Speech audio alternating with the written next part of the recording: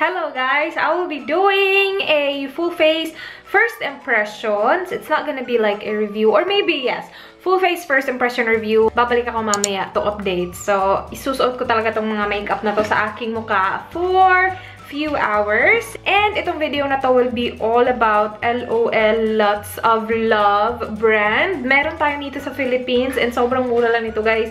99 lang ata lahat ng makeup nila sa Philippines ha. Ito I got for only $1 each. So meron akong 6 na products dito. And ano lang siya, $1 is 36 pesos lang sa Philippines. Naka-sale siya. And I think naka-sale siya because siguro they're getting rid of the brand. I got this from Kmart by the way. Lahat ng to guys hindi ko pa na-open. Like ngayon ko lang sila i-open. So I have a foundation, a lipstick, eyebrow pencil, eyeliner, mascara. Good luck. Tingnan natin. So, I'm gonna start with the LOL foundation. I got mine in the shade medium beige kasi ito lang yung natirang shade nila doon. And I feel like match naman siya sa akin. I was gonna review this before nung I reviewed the lipstick kasi sobrang tagal na guys. I swatched this on the back of my hand. Nangati yung kamay ko guys. Like nangati talaga siya agad-agad. Kaya hindi ko binili yung foundation kasi I was thinking kung nangangati siya sa back of my hand, how much more sa mukha ko. But ganito yung medium beige. Looks like okay naman siya. Match naman siya sa skin tone ko. Ganito yung itsura ng foundation. Very simple lang ng packaging niya. And then, squeezy tube siya. Yellow undertone siya na may pagka-orangey ng konti. Thick yung consistency niya, not runny at all. I will use a sponge on this side and then I will use a brush on the other side. Feeling ko napadami. Wait. Parang sabon yung amoy niya. I-check na natin yung claims. Ano ba yung claims nitong foundation na to? Wala siyang claims na nakalagay sa kanyang packaging. Yeah, walang claims nakalagay dito. Yung ano lang is yung ingredients niya, which is good kasi nandito yung ingredients.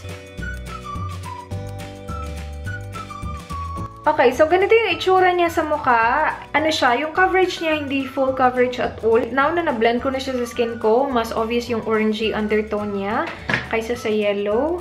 Okay, try ko yung brush on this side of my face.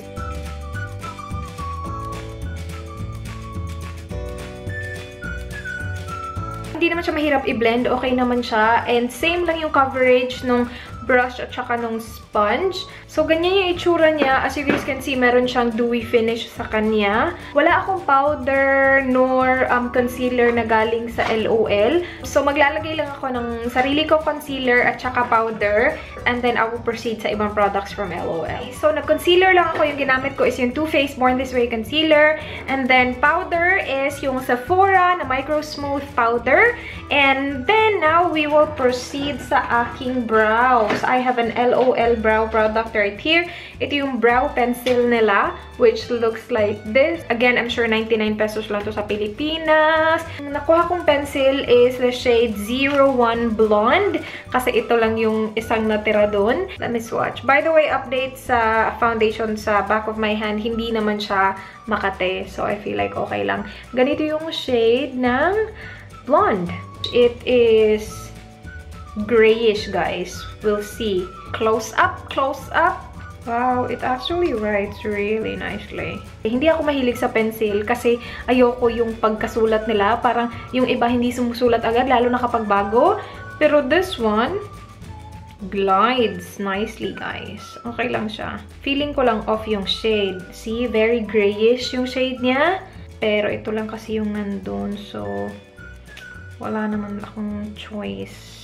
Hala, I actually really like the pencil. Gustong-gusto ko yung formula ng pencil niya. In fairness naman sa kanya. My brows looks really ashy. This is definitely not my shade. Pero so far, I'm really liking the formula, guys. I will go ahead and brush it off with a spoolie kasi ayoko ng harsh na inner corners. Hindi na naman even yung aking brows. As usual. After ko siya na-brush with a spoolie, parang mas nagiging obvious yung hairs ko. So, hindi siya ganun ka, you know, fake-looking tingnan. Kasi nakikita mo pa rin yung hairs.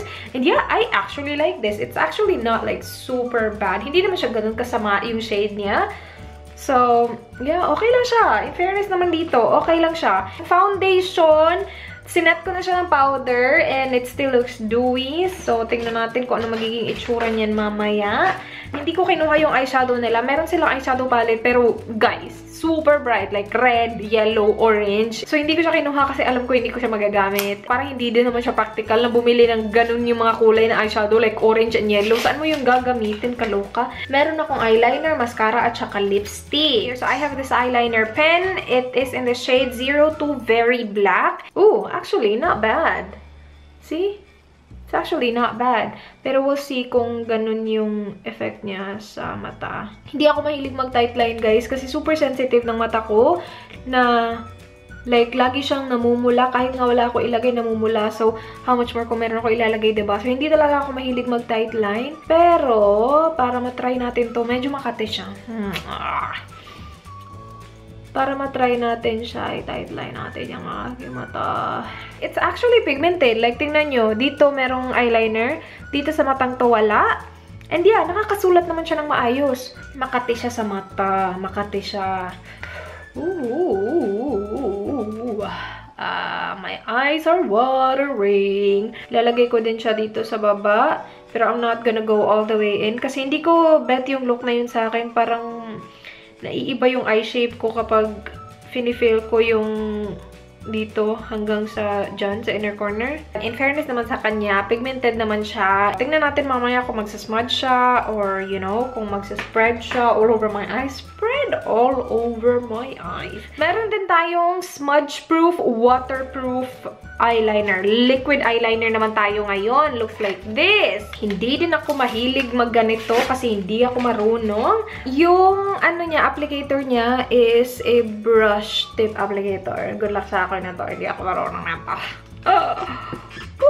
Actually, nung nagsisimula pa ako sa makeup, marunong ako ng ganito eh. Yung ginagamit ko nga lagi noon yung Nichido. Napaka-pigmented niya. Like, super, super black.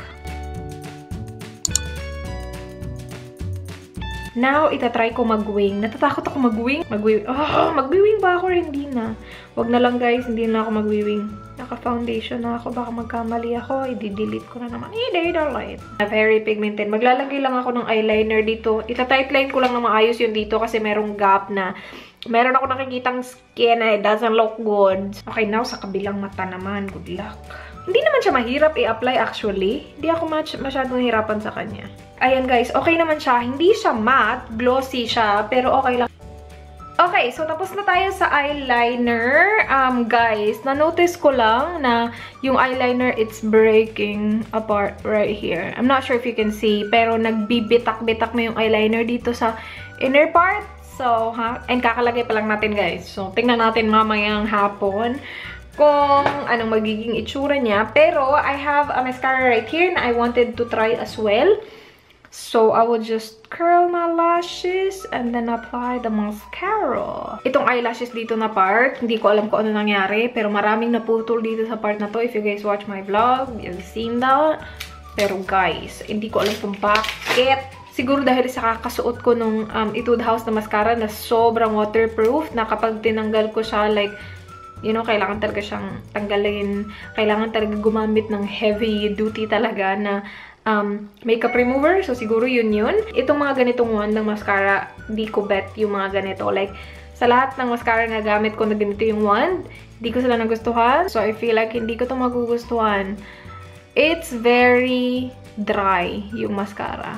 In fairness naman sa kanya, mas na-emphasize niya yung curl ng lashes ko. Yung ibang mascara kasi, kapag nilalagay ko sila, gumaganon.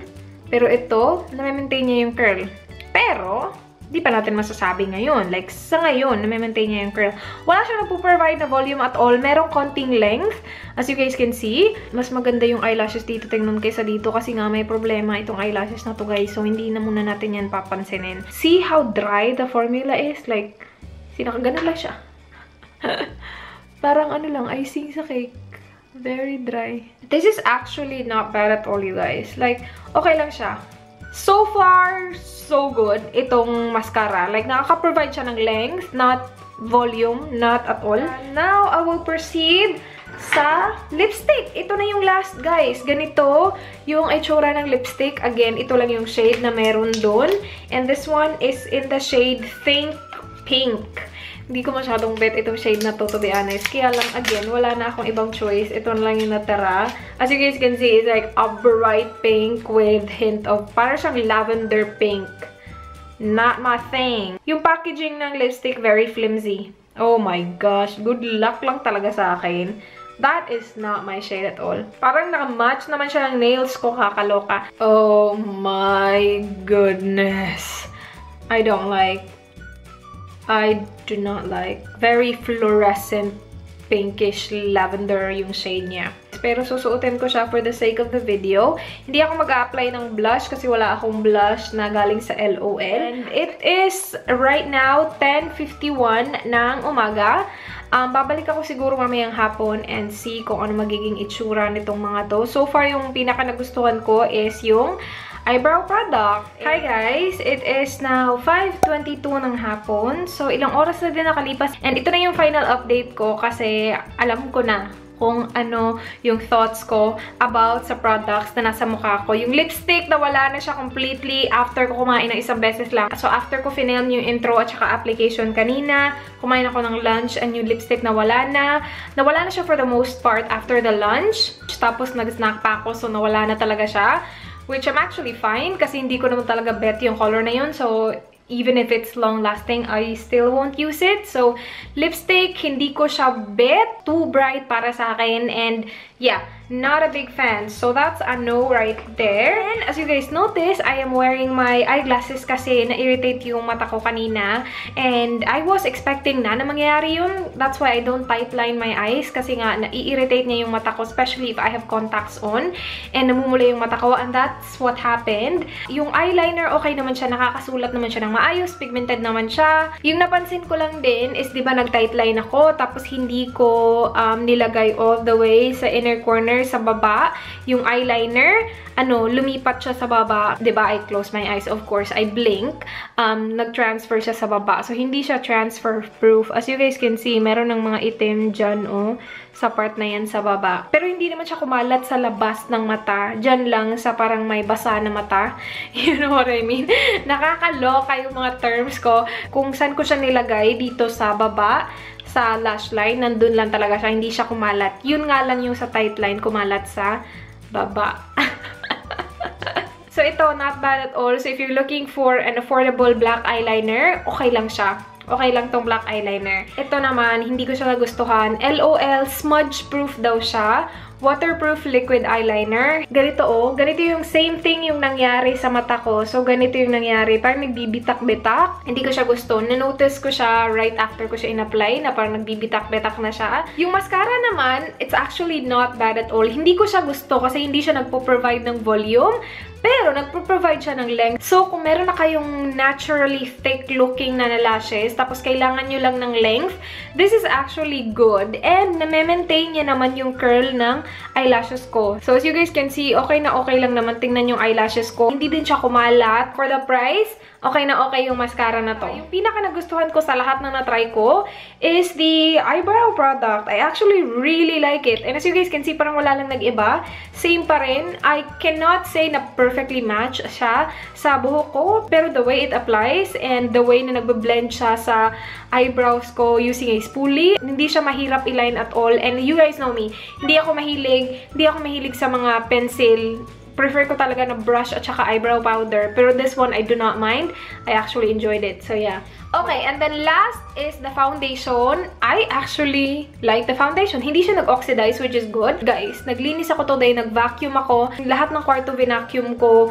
Yung dining area vinacuum ko. So, naglinis ako today. Tapos, mainat pa. Yes, dewy siya tingnan. Pero hindi like greasy, oily, and parang wala lang siya sa skin. It's very lightweight. And wala akong nakikita na nagki-cake up. Okay na okay siya tingnan. Parang very natural looking ng foundation na to. Hindi ko in-expect na magugustuhan ko siya. Ang dami ng laman ito, guys. 35 ml.